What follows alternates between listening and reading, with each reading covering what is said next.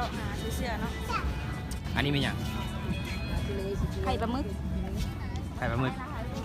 แซ่บป่ะ เวลิกูด หืม เวลิกูด very good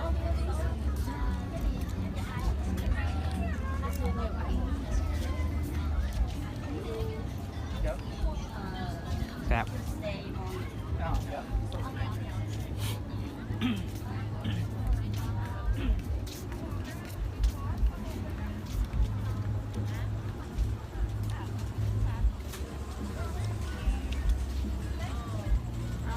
ไข่นั่นเลย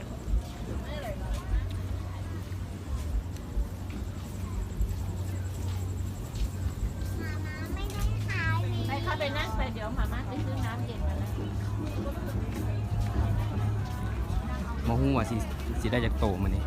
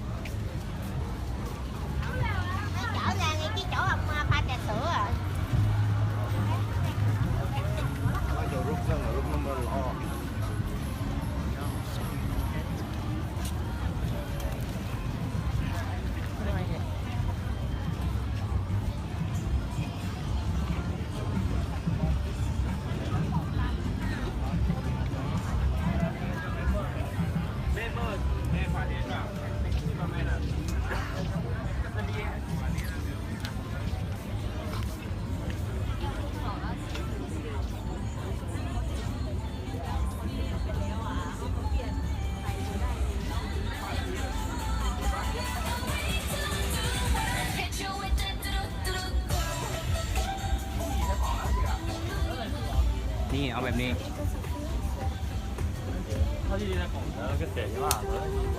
โมมักกินอย่างเดียว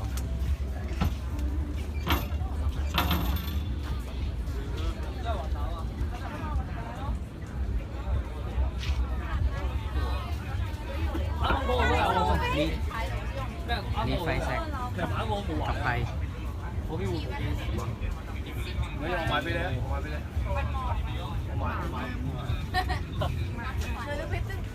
มาดูเยอะๆของเป็นพวกอย่างเดียว งามมีแต่งาม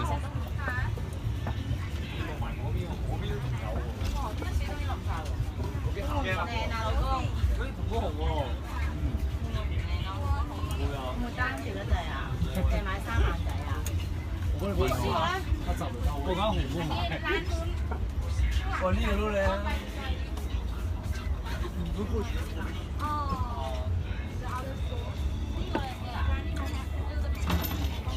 โอเคไปต่อ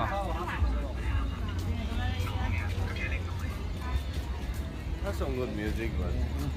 สันนี่เด้เอาแบบนี้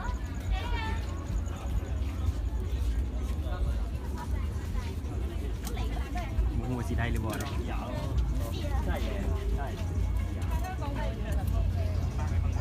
เดี๋ยวจะอาชีจะมา收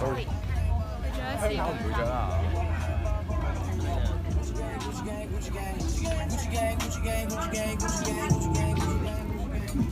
CCC ham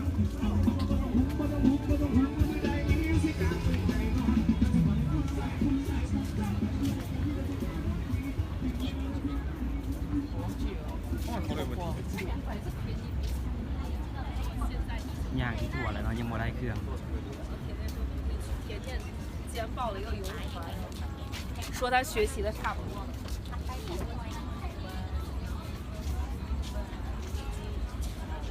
โอ้นี่ทุกคน เป็นสีไม้ลายมือ แกะสลักน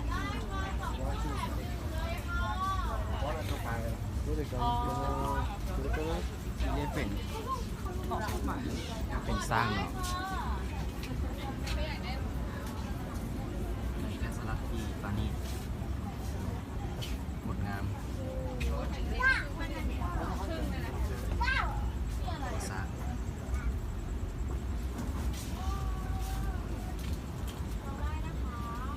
ต่างชาติเขาเห็นเขาจะซื้อไว้เป็นที่ระลึกเนาะโอเค นางรอถ่าเห็นของมักแหละ น้ำหมดทุกที่ งามเจ้าของห้านบุยูได้ครับ 是这边。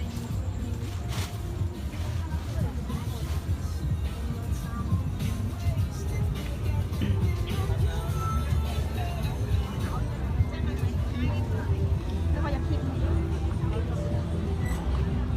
มาบอก แบ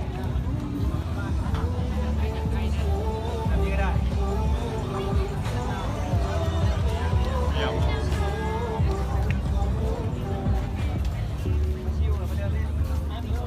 พาหล่อแบบ360องศาเลย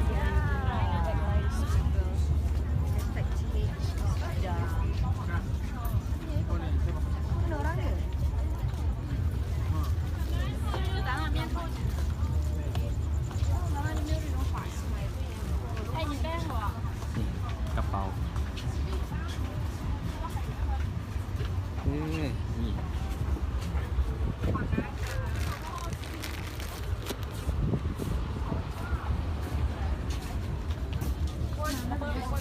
กระเป๋าปุ๋ย อันนี้ก็เป็นเอกลักษณ์หรือว่าสัญลักษณ์ของไทยเนาะ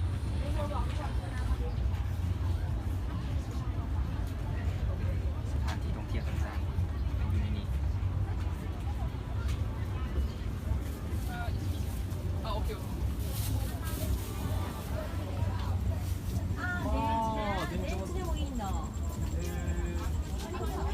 ถ้าส้นไม่เลยก็ได้แต่ถ้าส้นเลยก็เป็น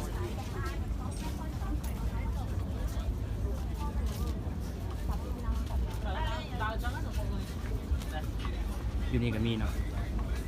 เห็นร้านเกมของแบรนด์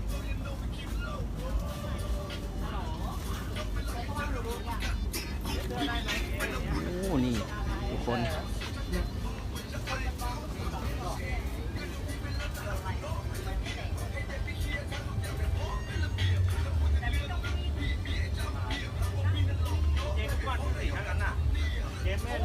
มีแต่งามๆเนาะ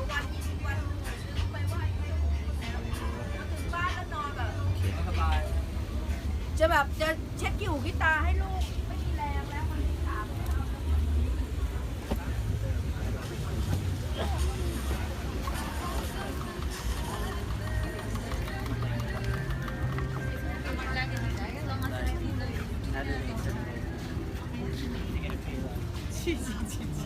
এগুলো আরো ভর্তি ছিল কমাই দিছি এবার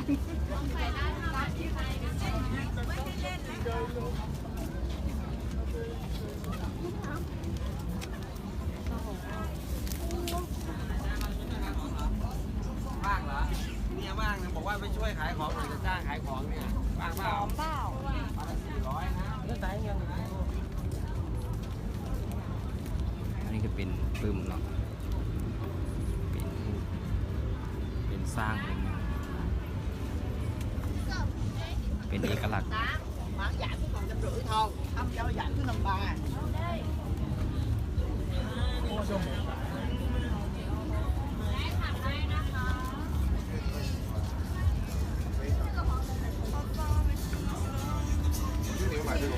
么快的吗？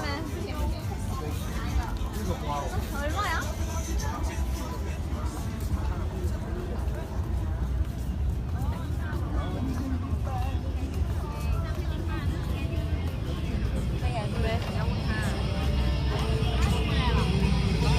สรุปยังบ่ได้เนี่ย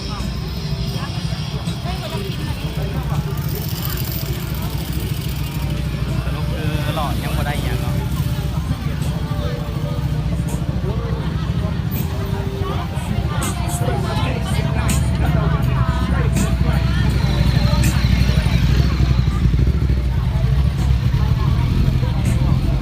ยังหาเครื่องบ่ได้อยู่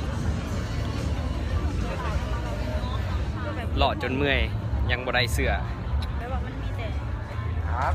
นี่เอาแบบนี้นี่เอาเป็นอะไรครับ แล้วดูได้เลยค่ะ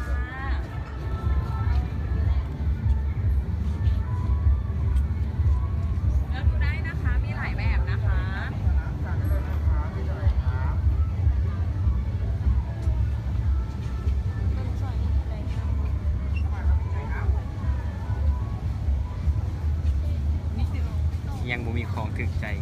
งามอยู่ค่ะ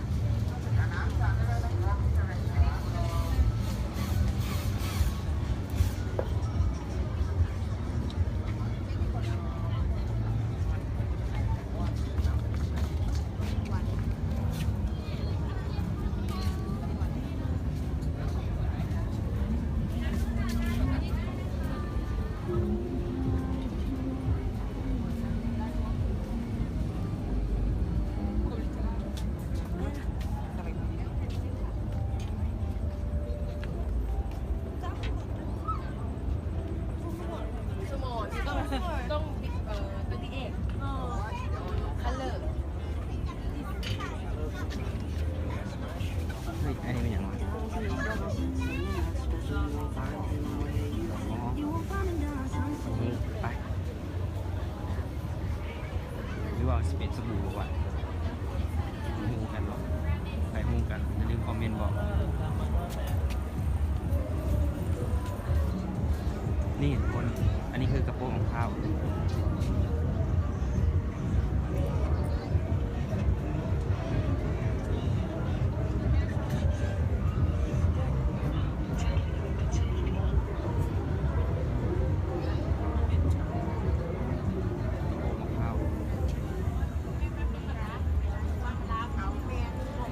อยากเป็นบ้านแล้วโบเห็นละคอยอยากคนเดียว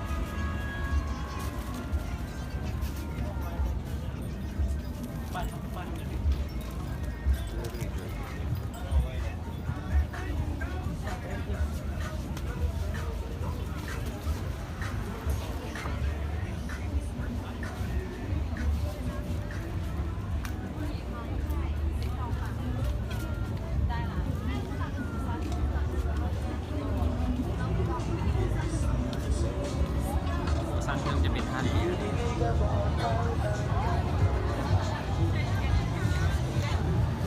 ตัวสวยนะตัวเอง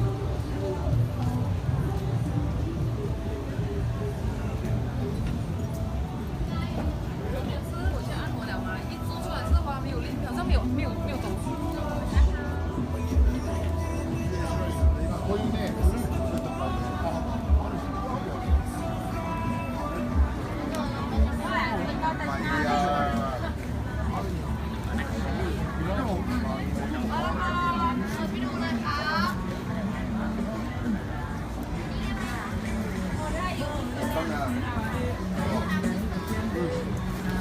มาละ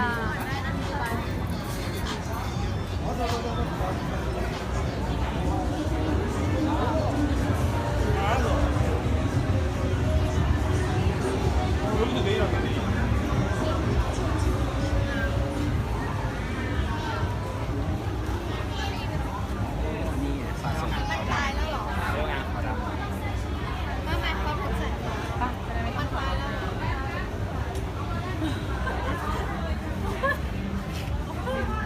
มันยังเห็นหน้าตัวเองเมื่อกี้ไหมยังเห็นหน้าตัวเองไหม หนางอแล้วหนางอแล้ว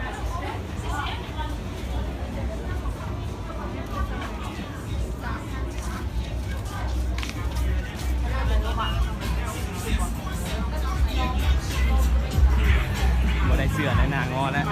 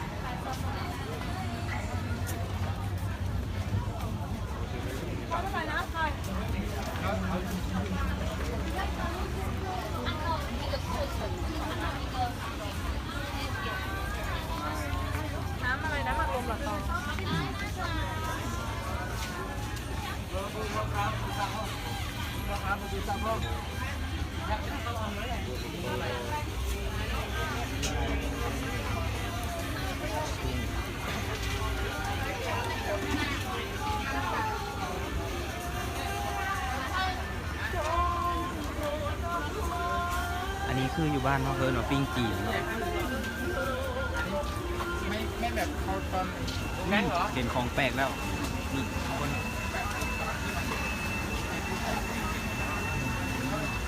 รวมเมฆไหม แต่ว่าตอน นี่ นี้ คือคนที่รอ ก็40-50 นี่ไม่มีก่อน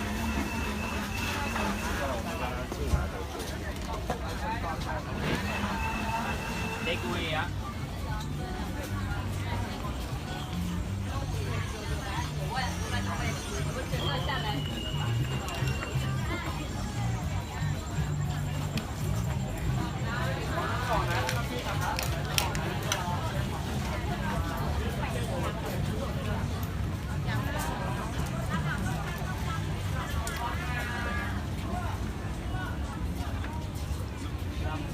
ข้าวเหนียวหมกม่วงแ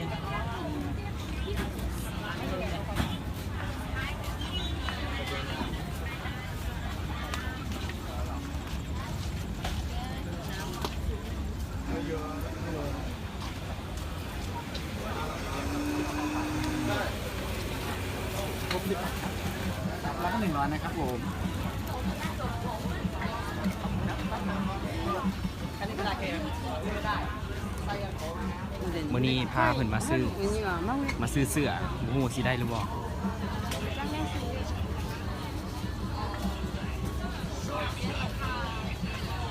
อันนี้เป็นหนังไม้มากซื้อคนหลายๆ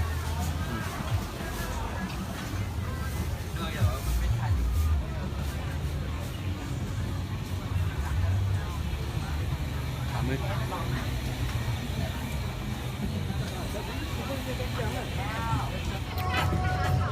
สรุปมาหรอก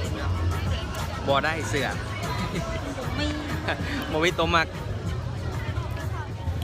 โอเคคลิปนี้ก็อย่าลืมกดไลค์กดแชร์กด Subscribe และที่สำคัญอย่าลืมกดกระดิ่งไว้รอคลิปต่อๆไปนะโอเค